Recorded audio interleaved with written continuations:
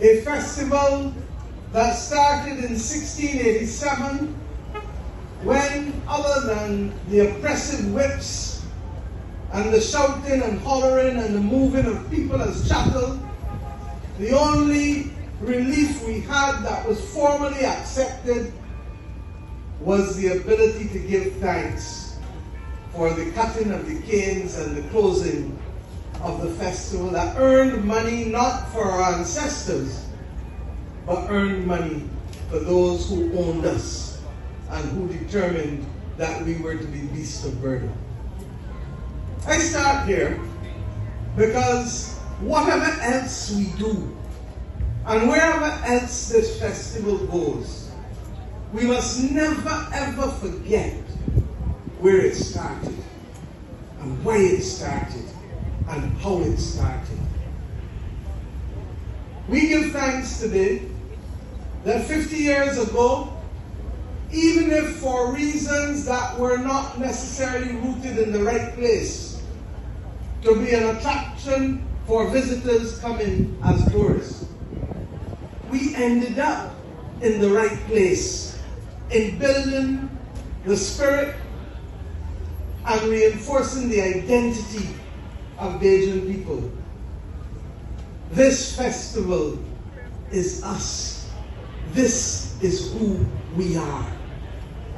And along the way, we have meandered and changed and added to the point where there is a generation of Barbadians who do not know life before crop over.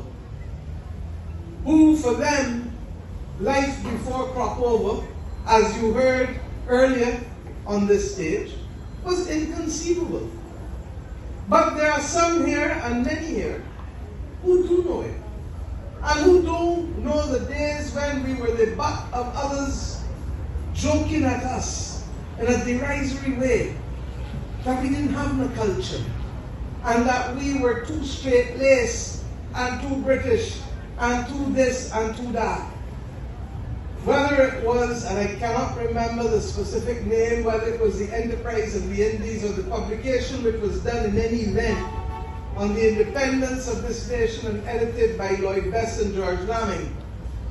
The first article in it was written by a Jamaican called John Hearn. And he wrote an article that stated that it was his prediction that the Barbadian man and woman would become among the most progressive in the post-independence era, effectively, because there was something there that was yearning to come out and to get out.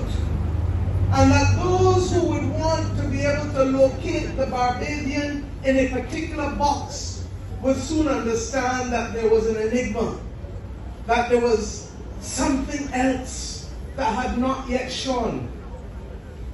I am proud to be Prime Minister of a nation that has started to find its way. We have not gotten to where we need to be, but we have largely gotten through the period of time from the post-1937 era, when those took their destiny in their hands at the expense of life and liberty, and they made a stand that would allow us to see from political enfranchisement to social enfranchisement to economic enfranchisement.